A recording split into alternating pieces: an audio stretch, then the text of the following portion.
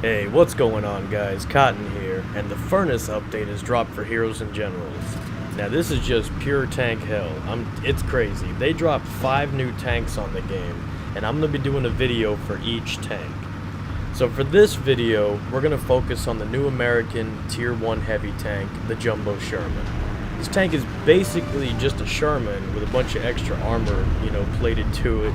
It unlocks at Armor Assault Ribbon level 9, and it will cost you 150,000 credits or 1,800 gold.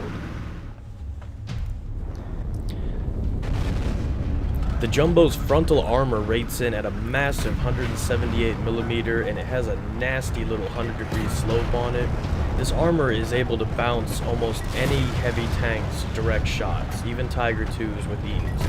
But it does have some weak points, so don't start feeling, invincible. It's mainly all above your turret, all the mantlets and the hatches up there. Very easy to be two-shotted if enemy tanks are hitting them. There's also somewhat of a soft underbelly spot to hit, but I've found it's actually very hard to hit it. Usually I get armor too thick on that, so mainly you're going to want to aim above the cannon.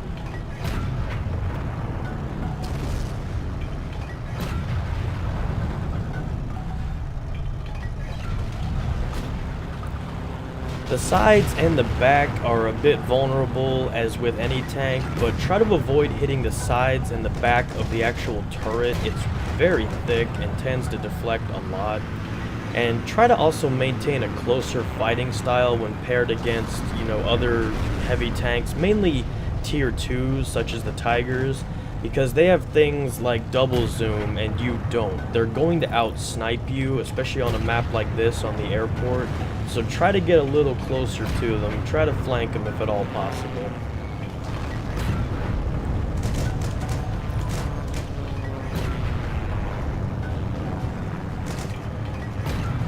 And now, despite the Jumbo having such a huge armor advantage, the main cannon is a bit lacking for heavy class fighting, at least for my liking. It only weighs in at 76mm, basically the same cannon as a Hellcat. Now, I'm not saying you can't kill heavies with this cannon, but you're going to have to work for it a bit more, because there's a much greater chance that like Tigers and Soviet heavies, they're going to deflect the 76mm. So aiming for those enemy weak spots is going to be absolutely vital. The shells do have a rather high velocity, and the turret actually has a very nice depression. You can aim well up in the sky and well beneath yourself. So just keep that in mind. You have, versatility in your cannon.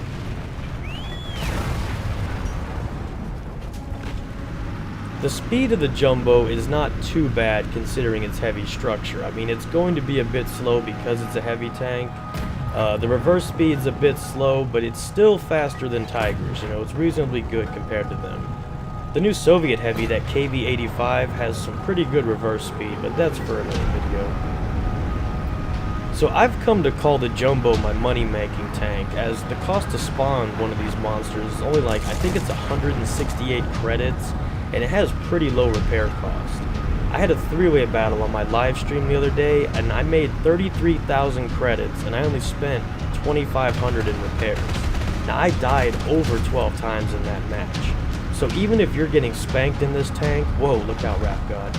You can at least, if you can at least down a few enemy tanks around, you're going to be making good profit margins, even if you're dying a lot.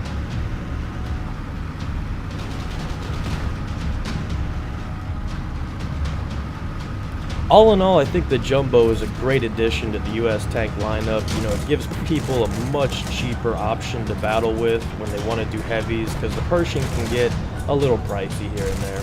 But just be careful of this thing. Like I said, the armor will make you feel very strong until you start fighting tankers who know where your weak spots are, and then you're going to be two-shot to death. So give them hell for me, boys, and I'll see you in the next one.